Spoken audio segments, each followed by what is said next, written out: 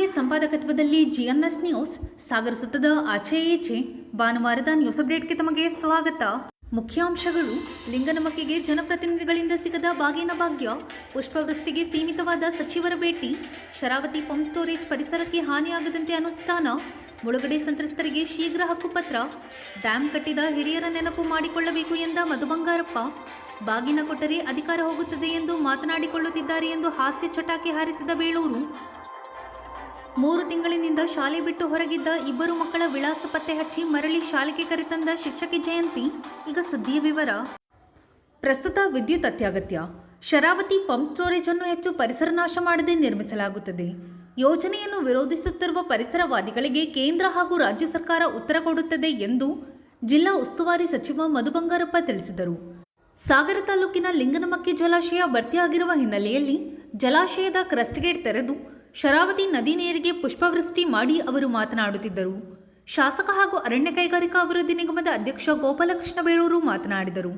ವಿಧಾನ ಪರಿಷತ್ ಸದಸ್ಯೆ ಬಲ್ಕೀಶ್ ಬಾನು, ಪ್ರಮುಖರಾದ ಪ್ರಸನ್ನ ಕುಮಾರ್, ರವಿಕುಮಾರ್, ಕಲಗೋಡು ರತ್ನಾಕರ್, ರಾಜು, ಕಲಸಿ ಚಂದ್ರಪ್ಪ, ಉಪವಿಭಾಗಾಧಿಕಾರಿ ವೀರೇಶ್ ಕುಮಾರ್, ಎಎಸ್ಪಿ ಡಾಕ್ಟರ್ ಬೆನಕ ಪ್ರಸಾದ್, ಕರ್ನಾಟಕ ವಿದ್ಯುತ್ ನಿಗಮದ ಅಧಿಕಾರಿಗಳು ಹಾಜರಿದ್ದರು.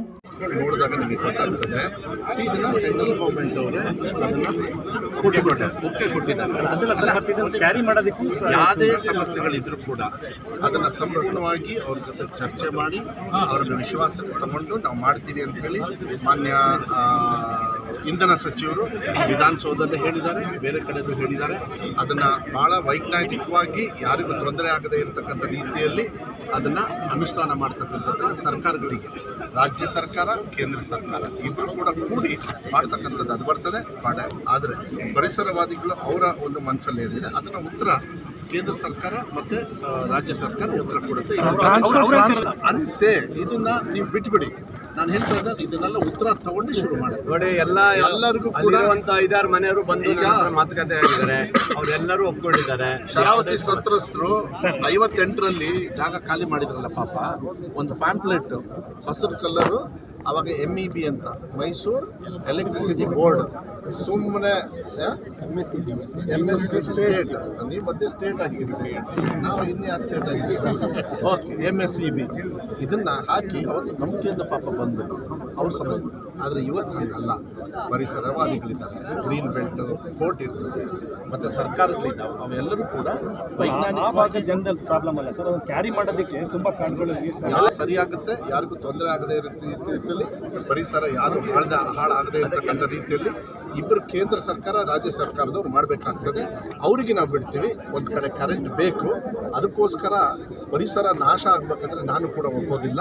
ಅದಕ್ಕೆ ಪರಿಹಾರ ಇರ್ತದೆ. ಪರಿಸರ ನಾಶ ಆಗದೇ ಇರತಕ್ಕಂಥ ರೀತಿಯಲ್ಲಿ ಅವ್ರು ಮಾಡ್ತಾರೆ, ಅದನ್ನು ಅವರಿಗೆ ಬಿಟ್ಟುಬಿಡೋಣ.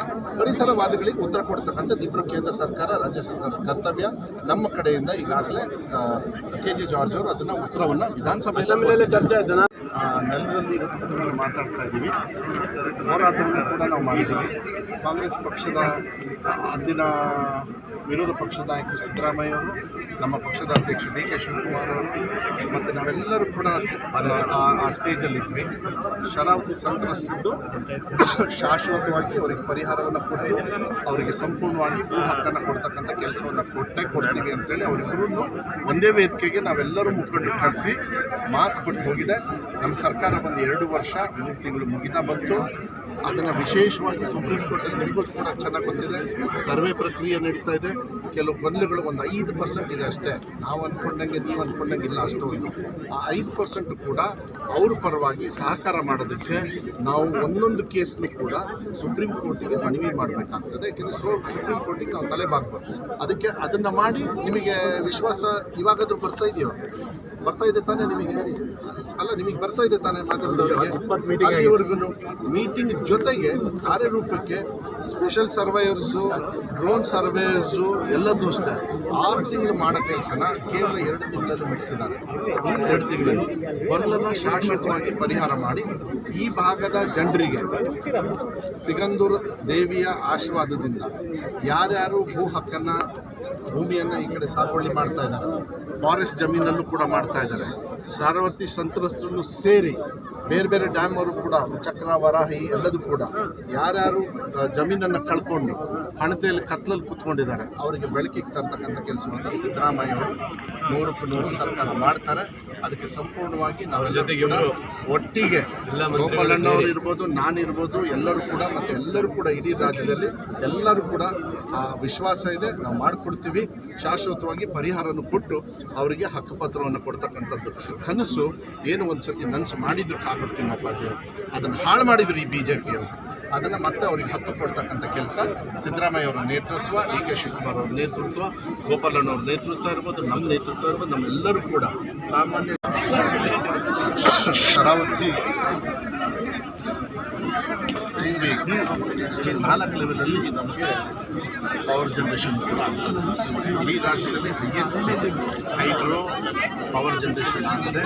ಇವತ್ತು ಅಲ್ಲಿ ನೀರು ಬಿಡಬೇಕಾಗುತ್ತೆ. ನಾನು ನೆನೆಸ್ಕೊಂಡಿದ್ದು ಯಾರು ಅಂದರೆ ಯಾರು ಇದನ್ನು ಕಟ್ಟಿದ್ರು ಅವ್ರನ್ನ ನಾವು ಹೇಳ್ಬೋದು ಎಂಥ ದೊಡ್ಡ ಆಸ್ತಿ ಅಂದರೆ ನನಗನ್ಸುತ್ತೆ ಇವತ್ತೇನಾದ್ರು ಒಂದು ಸರ್ಕಾರ ಮಾಡಬೇಕು ಅಂತ ಹೇಳಿದ್ರೆ ಆಗೋದಿಲ್ಲ, ಇದೆಲ್ಲ ಆಗದೇ ಇರೋದು.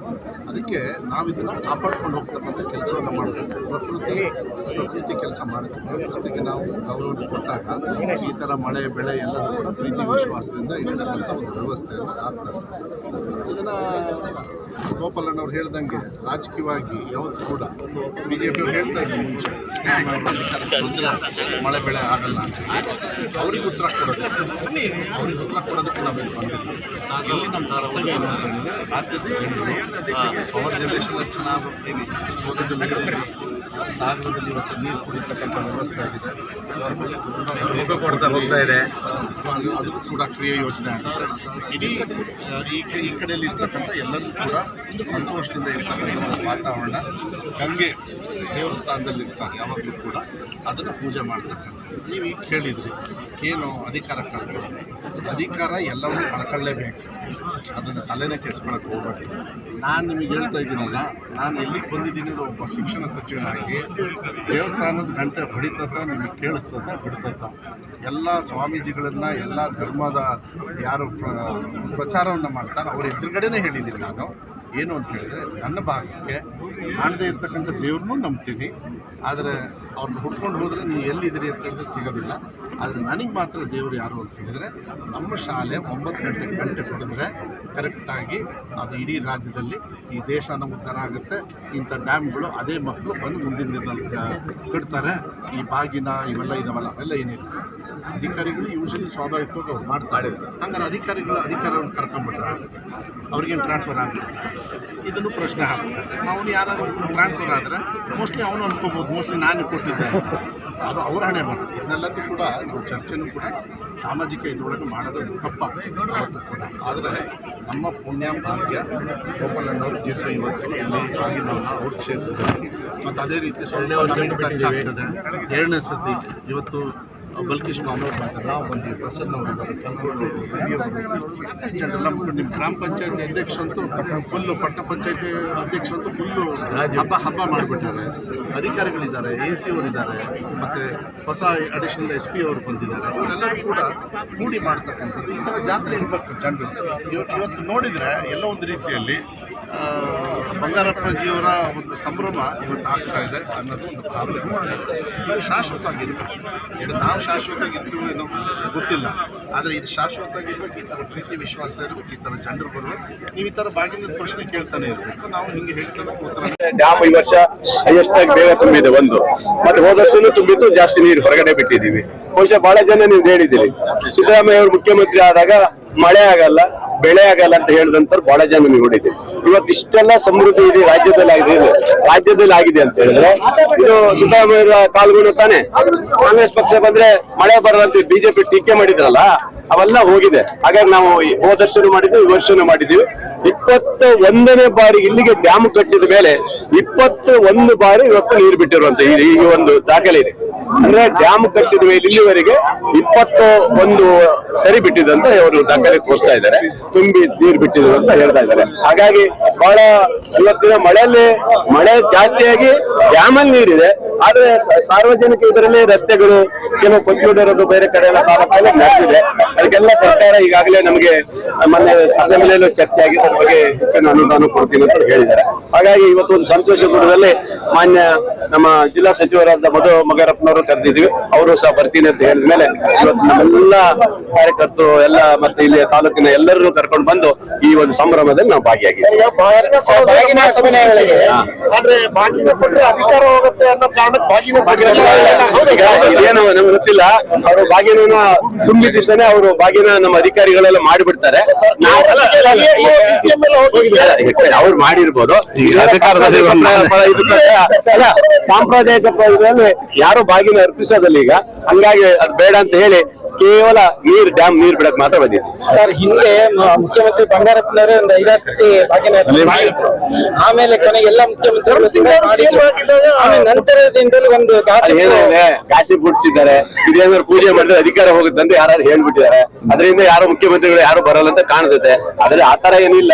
ನಾವು ಪೂಜೆ ಮಾಡ್ಲಿಕ್ಕೆ ಅವತ್ತೇ ಅವ್ರು ಹೇಳ್ಬಿಟ್ಟಿದೆ, ಅವ್ರು ಪೂಜೆ ಮಾಡಿದ್ದಾರೆ. ಅದೆಲ್ಲ ನಂಬಲ್ಲ, ಬಟ್ ಜನ ಹೇಳ್ದಕ್ಕೆ ಸ್ವಲ್ಪ ಹೆದರಿಕೆ ಆಗುತ್ತಲ್ಲಪ್ಪ. ಸಾಗರ ತಾಲೂಕಿನ ಹೊನ್ನೇಸರ ಉನ್ನತೀಕರಿಸಿದ ಶಾಲೆಯ 2 ವಿದ್ಯಾರ್ಥಿಗಳು ಶಾಲೆ ಬಿಟ್ಟು ಪರ ಊರಿಗೆ ಹೋಗಿದ್ದನ್ನು ಗಮನಿಸಿದ ಶಿಕ್ಷಕಿ ಮಕ್ಕಳು ಇರುವ ಊರಿಗೆ ಹೋಗಿ ಪೋಷಕರ ಮನವೊಲಿಸಿ ಪುನಃ ಮಕ್ಕಳನ್ನು ಶಾಲೆಗೆ ಕರೆತಂದ ಘಟನೆ ನಡೆದಿದೆ. ಊರಿನಲ್ಲಿದ್ದರೆ ಶಾಲೆಗೆ ಹೋಗಬೇಕಾಗುತ್ತದೆ ಎಂದು ಊರನ್ನೇ ಬಿಟ್ಟು 80 ಕಿಲೋಮೀಟರ್ ದೂರ ಹೋಗಿದ್ದ 2 ವಿದ್ಯಾರ್ಥಿಗಳನ್ನು ಹುಡುಕಿಕೊಂಡು ಹೋಗಿ ಶಾಲೆಗೆ ಕರೆತರುವಲ್ಲಿ ಶ್ರಮಿಸಿದ ಶಿಕ್ಷಕಿ ಈಗ ಗ್ರಾಮಸ್ಥರ ಮೆಚ್ಚುಗೆ ಪಡೆದಿದ್ದಾರೆ. ಮಕ್ಕಳು ಗೈರು ಹಾಜರಾಗಿರುವ ಕುರಿತು ಶಿಕ್ಷಕರು ಕ್ಷೇತ್ರ ಶಿಕ್ಷಣಾಧಿಕಾರಿಗಳಿಗೆ ತಿಳಿಸಿದ್ದರು. ಮಕ್ಕಳ ಪತ್ತೆಗಾಗಿ ಪ್ರಯತ್ನ ನಡೆದಿತ್ತು. ಈ ನಡುವೆ ಶಾಲೆಯ ಹಿರಿಯ ಶಿಕ್ಷಕಿ ಜಯಂತಿ HV ಅವರಿಗೆ ಮಕ್ಕಳು ಪೋಷಕರ ಜೊತೆ ಹೊಸನಗರ ತಾಲೂಕಿನ ಸಂಪೆಕಟ್ಟೆಯ ಕುಂಬಾರಗೊಳಿ ಎನ್ನುವ ಗ್ರಾಮದಲ್ಲಿ ಇರುವುದು ತಿಳಿದುಬಂದಿದೆ. ಶಿಕ್ಷಕಿ ಜಯಂತಿ ಅವರು ಶನಿವಾರ ವೈಯಕ್ತಿಕ ಜವಾಬ್ದಾರಿ ತೆಗೆದುಕೊಂಡು ಕುಂಬಾರಗೊಳಿಗೆ ಹೋಗಿ ಸ್ಥಳೀಯರ ಮೂಲಕ ವಿದ್ಯಾರ್ಥಿಗಳು ಇರುವ ಮನೆ ಪತ್ತೆ ಹಚ್ಚಿದ್ದಾರೆ. ಮಕ್ಕಳ ತಾಯಿ ಉಷಾ ಹಾಗೂ ಅವರ ಬಂಧುಗಳಿಗೆ ಶಿಕ್ಷಣದ ಮಹತ್ವ ತಿಳಿಸಿ ಮಕ್ಕಳನ್ನು ಶಾಲೆ ಬಿಡಿಸದಂತೆ ಮನವರಿಕೆ ಮಾಡಿದ್ದಾರೆ. ಈ ಕುರಿತು ಮಾತನಾಡಿರುವ ಶಿಕ್ಷಕಿ ಜಯಂತಿ HV, ಹೊನ್ನೇಸರ ಹಿರಿಯ ಪ್ರಾಥಮಿಕ ಶಾಲೆಯ ಶಿಕ್ಷಕಿ.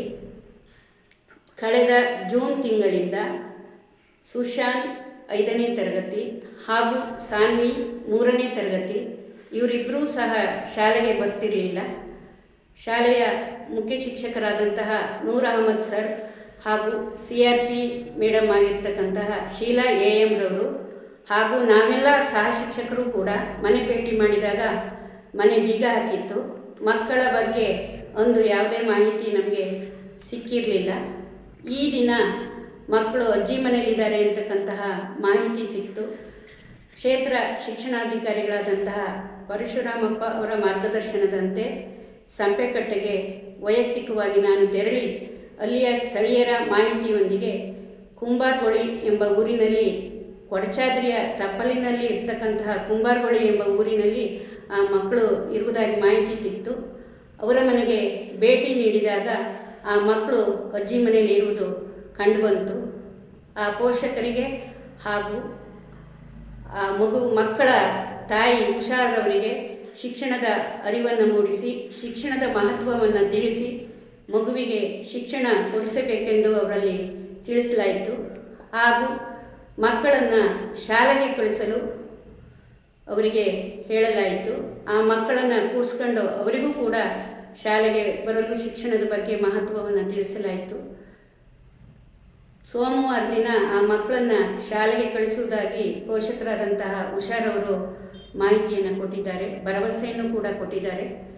ಸೋಮವಾರ ದಿನ ಅವರು ಶಾಲೆಗೆ ಬರ್ತೀವಿ ಅಂತ ತಿಳಿಸಿರ್ತಾರೆ. ಇದು ಭಾನುವಾರದ ಸಮಗ್ರ ಸುದ್ದಿ. ನಿರಂತರ ಸುದ್ದಿಗಾಗಿ ನೋಡ್ತಾ ಇರಿ GNS ನ್ಯೂಸ್. ನಮಸ್ಕಾರ.